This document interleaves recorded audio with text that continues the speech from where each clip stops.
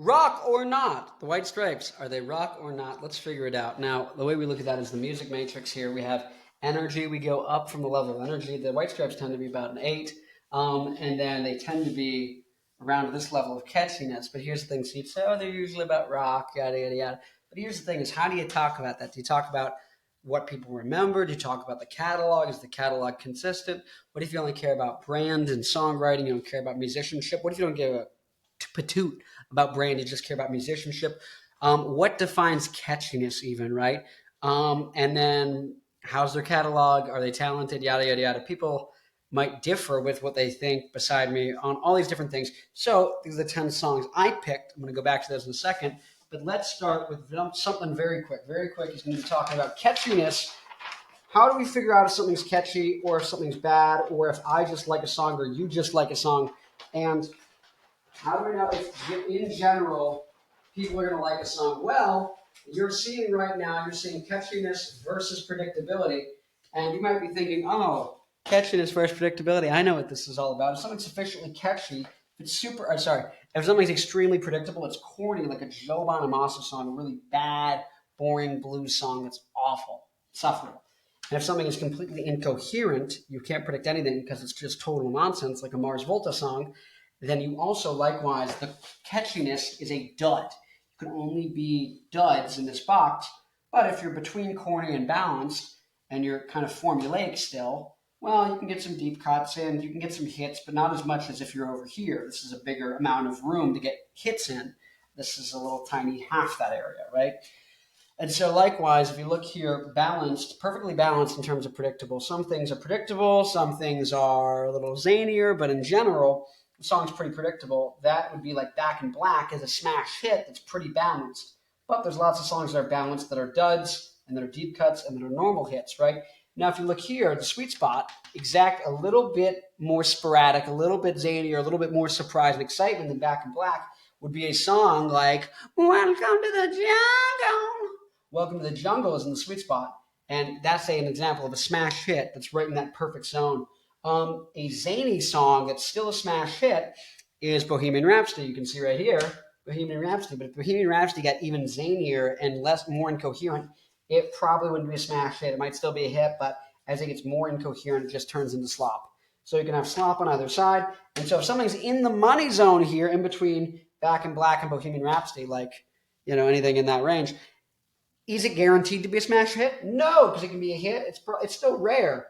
But if your song is not in the money zone, it's not going to be a smash hit.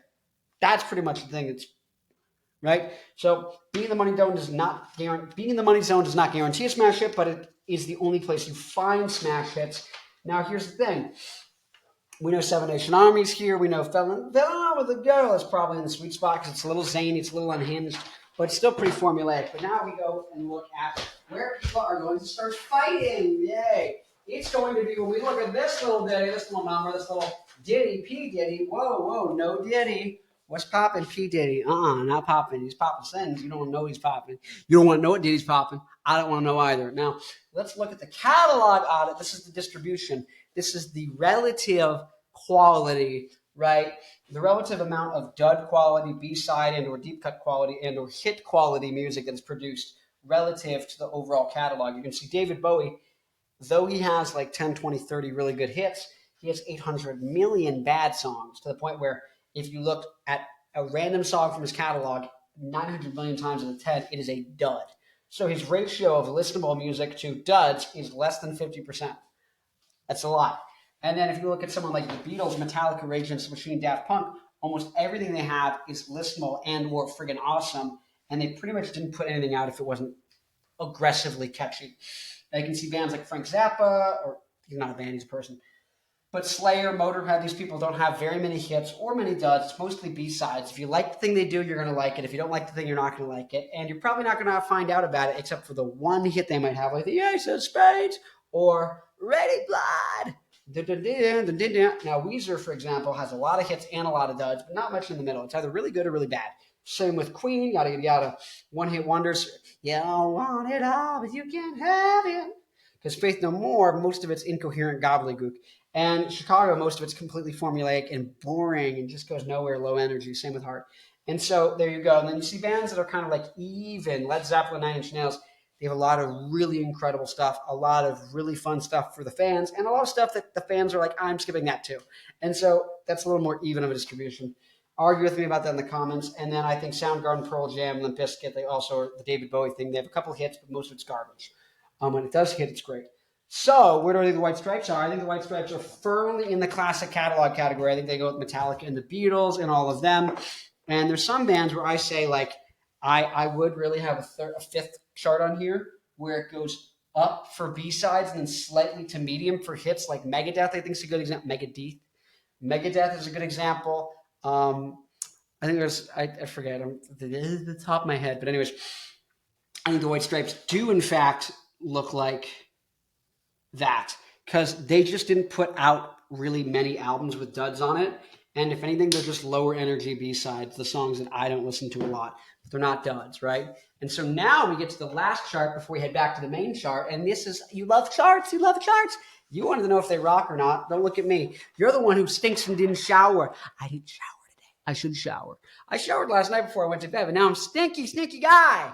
I need to shower. Anyways, so here we're looking at talents. And so this is where things get controversial with most bands, but also this is where things can become pretty unanimous. If someone is talented or a band is talented, and these three major areas that people judge for when they're saying, do I like them? Are they good?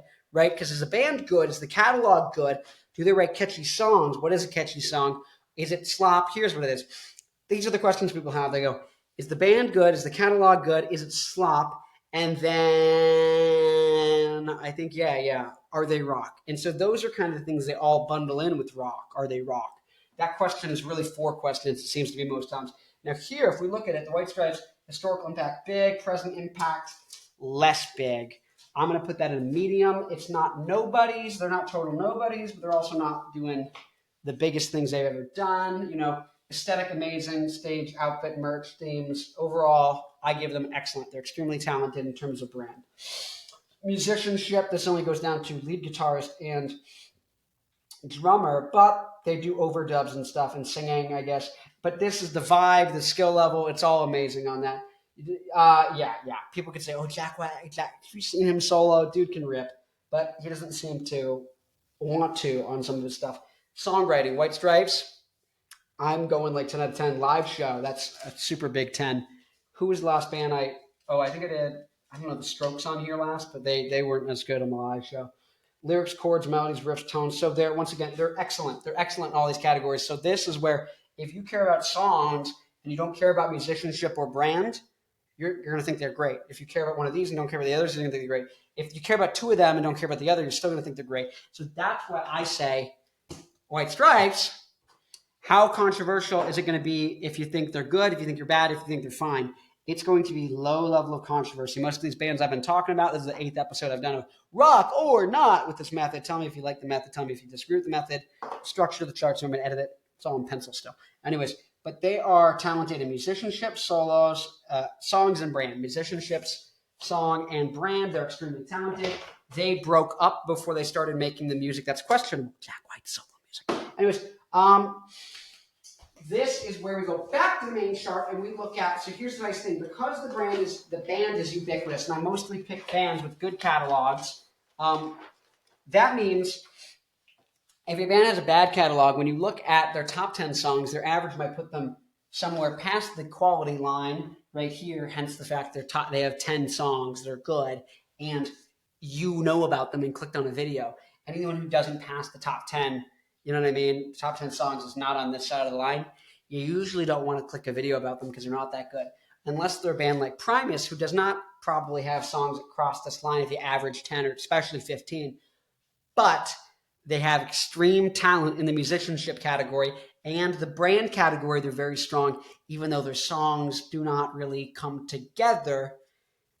I like the musicianship so much that I will overlook the fact that they do not do well on the talent of writing songs, but the musicianship is so entertaining and enjoyable that I overlook that. And sometimes you don't even care if the song isn't that catchy. If it's catchy enough to listen to and has, not many songs have 11 out of freaking 10 energy, right? And so if I'm in the gym and I want to lift really heavy and I want to get going after it, I'm going to accept a song that's a little bit lower in the catchiness, right? And so when you see someone like the White Stripes, their catalog is pretty consistent, which means if they're going to end up, they're probably going to end up in the rock category, pretty obviously. They're actually higher on energy and they're higher on catchiness. I'm going to go pick up the songs. I'm going to look at it, but I don't think they're going to have this rightward slide and decrease in quality as you include more songs in the average, or you pick different averages of 10 songs. So what did I pick? I fell in love with a gal. I fell in love once and almost completely. She's in love with the world. Sometimes these films get me so misleading. And then I'm gonna fight them all. You got a reaction. You got a reaction, didn't you? You took a white orchid. You took a white orchid and turned it blue.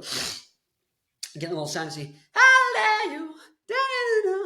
How dare you now anyway? How dare you? How dare you now anyway? You got a reaction, didn't you? Anyways, Licky thought sounding off there down Mexico. La la la la la la la la la la la la. And then the hardest button's a button, and then dead leaves on the dirty ground, and I'm not around. Down. Hello, operator. Get up the number. Down. Oh, so good. If you think that a twist is all in the hits, well, you got it all wrong. And if you think that a bump it don't a bump and conquest.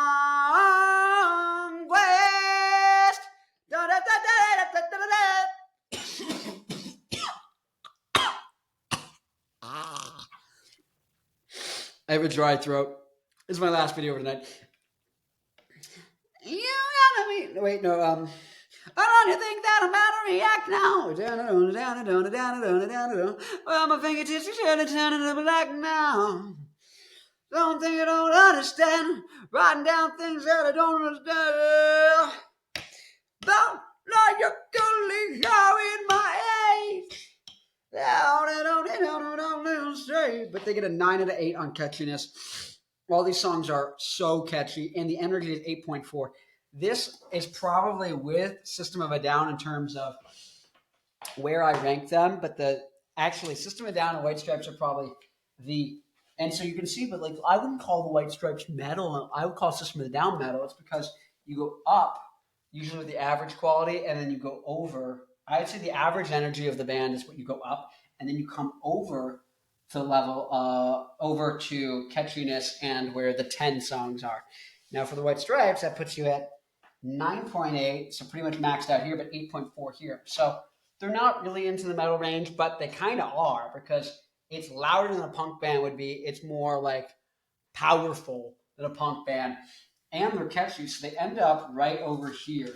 I think the difference between System of a Down and the White Stripes is System of a Down might be here. White Stripes are there. They might be a little bit higher in terms of energy on the top 10 songs, but they're both on average pretty damn good. And so let me know what you think. Let me know if you agree, disagree, like, comment, subscribe. What 10 songs would you pick if you like the video? In fact, like the video and like, comment, subscribe, boost the algorithm, yada, yada, yada. Thanks for watching. Let me know what bands you want to see next. I'm going to do 365 of these. If you subscribe, it means a lot to me. World famous Gen Z rock star. By the way, in the outro, that is my band, Black Licorice. If you like the song, it is called Tell It To Me. You'll probably like it because I took Black Math by the White Stripes, and I was like, what if I did a song that's in the style of Black Math, as in has the same structure of like power chord and like stopping, but I did it with a 3-piece, and I changed other things, and I combined it with an early Arctic Monkeys type of style they write songs with, and I mixed all of it together. And yeah, so if you like that, let me know. Go listen to it. My band's in the description. You can go find that if you like the outro. Anyways, let me know what bands you want to see on this. If you agree with this, disagree with this. By the way, blues, country, jazz, anything else that is low energy starts here. And if it gets better, if it gets catchier, if you take catchy jazz, it becomes pop and jazz, like Frank Sinatra.